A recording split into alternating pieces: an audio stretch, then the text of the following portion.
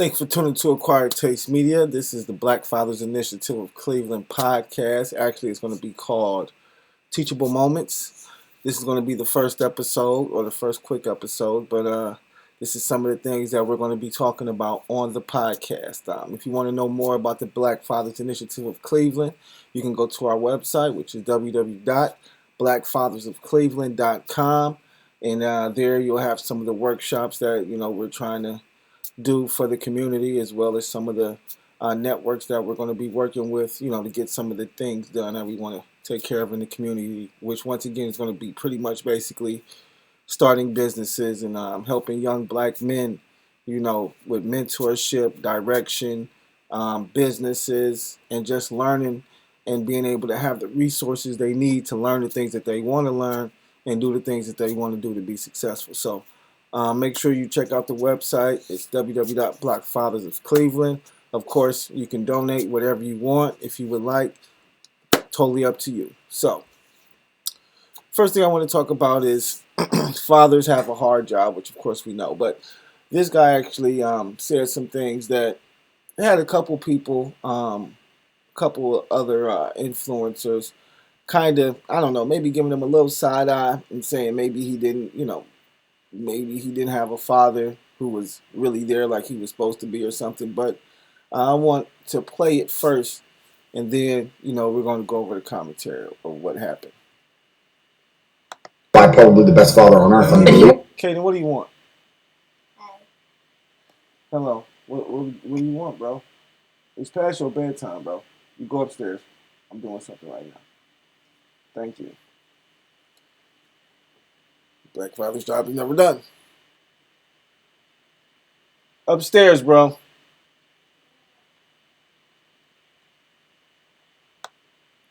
So let's start back at the beginning. By probably the best father on earth. But he wasn't around? A father doesn't have to be around. The idea that a father needs to sit around like a second mother to make the child healthy is a fallacy. In fact, I'd say it's detrimental to the child. I see all these dudes out here that have a kid and they basically become mother number two. Why? The mother keeps the child alive. As a father, it's your job to be impactful. You need to guide. You need to be a role model. You need to be a superhuman. It's hard to be a superhero if you're home every day arguing with your wife changing diapers. That's not what a man should do. A man should rock up, teach lessons, be impactful, and it's more about quality as opposed to quantity of time. I was raised by probably the best father on earth. All right, so if you, I'm quite sure you pretty much understand what he's saying. It's quality over quantity when it comes to fatherhood. I'm going to have to say that I think that there's definitely some truth in what he said, but I think he maybe said it just a little, maybe just out of context for some people. Now, me personally, I know that when I came up, it was my parents.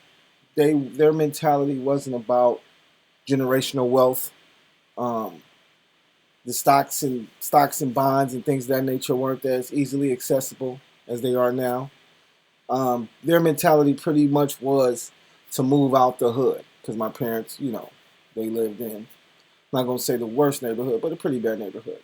And then once crack hit, boom, definitely every black family that could was moving out of the hood and moving to the suburbs because they did not want to be around that type of stuff, or even bring their children up in that environment. So with that being said, and I'm quite sure he's probably around my age, it's probably the same for him. His father was probably doing the same thing. He was working his ass off to put them in a better position.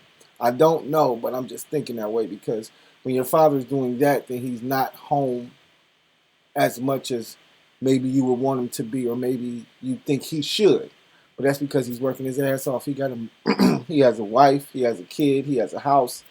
You feel me? He has a car notes, all that. And then once again, we all know that back then, our fathers took care of their wives and paid all the bills in the house. That was just what they did. So with that being said, I now that I'm older, I understand, and well, even when I was younger, I recognized, why my father wasn't around as much. Now, if my father was around more, would it have been more of an impact? I would say yes, because I feel like there were times where, coming up, I may have felt like, I wanted him around, or I needed him around, or I needed somebody to talk to, and I really didn't have a good relation, or I didn't feel like our relationship was that, open, like maybe it is now that we're older, and maybe how my communication with my son, is. But, once again, that's nothing that I can fault him for, because there's no manual on being a father and being a parent. I mean, you learn, as you go. So even with that, being said, I still know that he was going to work every day to make sure that I had food on my plate and had clothes on my back. So that was enough for me. But was it enough for me to stay out of trouble and stop getting into shit? No. And I think sometimes it was because he wasn't around. Kaden, what?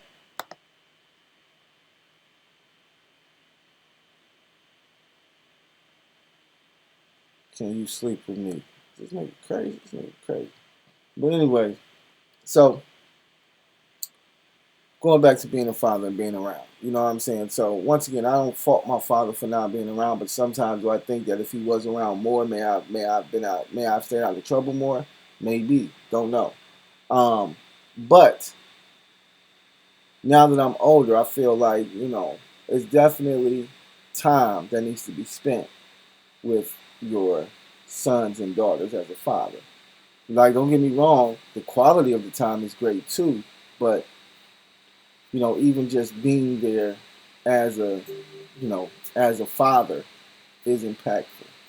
Um, but you definitely want to make sure that when you are there, it is quality. You want to make sure that you do talk to your children, and you guys, you ask them how they're doing in school. You ask them about their friends, about boyfriends, relationships, whatever it is that's going on in their life. You want to make sure that you definitely, want to ask your children about those things, just because you want to make sure that you kind of have an open line of communication with your kids. Now, I can say when I was coming up, I really didn't feel like I had an open line of communication with my father, because, and then once again, it's more of a disciplinary thing in my opinion, because as a father, that's what you're here to do. So, you know, I don't really like, I listen to my daughter because she's older now, but when she was younger, there's really not too much she could say that I'm gonna listen to and be like, oh yeah, that's a great idea, because she's a kid. She doesn't know. She's learning. She may want to express herself and express her opinion, and that's totally fine. But when it's all said and done, I'm the one who's going to make the final decision, and the final decision is and that's what it's going to be, whether you like it or not. So I think that's what one of the main things a father does that maybe is missing a lot of times in the households now. I feel like a lot of our women are raising their children alone. Fathers are not around, or fathers are being deadbeats or being assholes or whatever. As well as we have some women who are definitely, on doing the same thing. Um, but we definitely want to try to. We need to come together and try to, you know, get that together as a community. Because one thing I can say is that as a community, we have a problem with, you know, um, trying to work with each other and trying to build with each other. Whereas, other communities and other ethnicities, they come together and start their own communities, have their own supermarkets, have their own have their own banks, have their own doctors, have their own everything in their community. So some of the things that we want to start doing as, as a nonprofit is we want to start, building some resources and putting ourselves in a position to be more independent from, maybe, the systematic things that are going on. If we can, start doing things like that and building back up our communities and showing that the black dollar, of course, is strong, and we can make it stay in the neighborhoods longer than I think they said a dollar, stays in a black dollar stays in a black neighborhood for one day or some shit. Not very long. It doesn't circulate at all. So we got to start doing business with each other. We got to start respecting each other. Um, I'm not gonna say all black men don't respect each other, because that's not the case. 'Cause I respect every black man that I meet. You know what I'm saying? Until he does something that makes me want to be disrespectful towards him. But I feel like we should respect each other until you should respect each other. I don't see why we're not respecting each other. But I've heard individuals say, oh, black men don't respect each other. And once again, I think that we do respect each other. Like I said, I respect every black man I meet until he does something that makes me feel like, oh, I can't be around this guy because he's very disrespectful. It's been a long time since I've met somebody like that, as an adult. You know what I'm saying? Unfortunately, it's usually the other people that I meet that are like that I've met as an adult. But we'll save that for another discussion. But yeah, just going back, man. Fathers definitely have a hard job. And just to sum it up, if you are a dad, I mean, salute to you, because I know what it takes.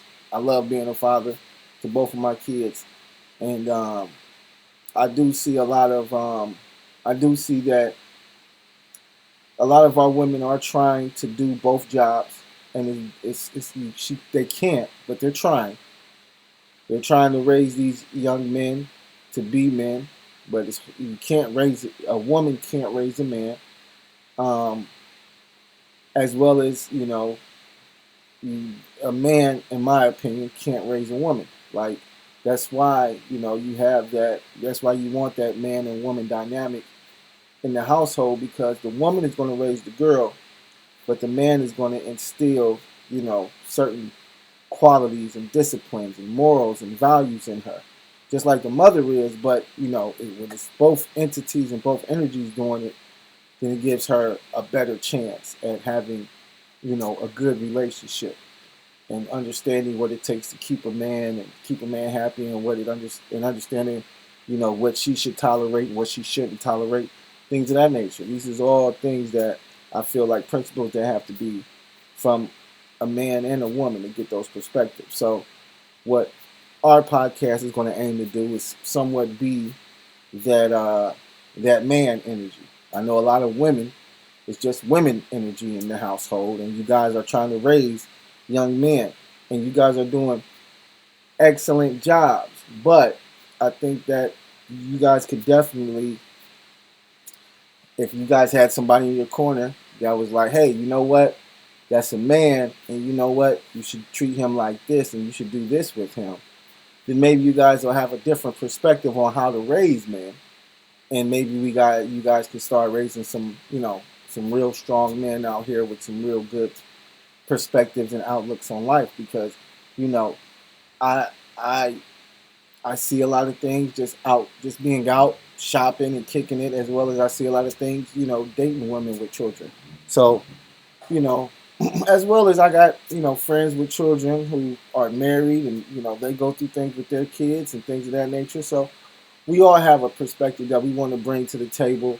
But the main idea is to help mentor and direct these young men into being, men, period, strong black men with, strong mentalities, and, focused on, bettering themselves as well as bettering their communities, and, just getting back to the roots, and, trying to build and establish communities, in our city, in the country that we live in, and keep it moving. So appreciate the love. Make sure you subscribe. Click the thumbs up, and like I said, man, fathers is dope. So if you're a father, salute, peace.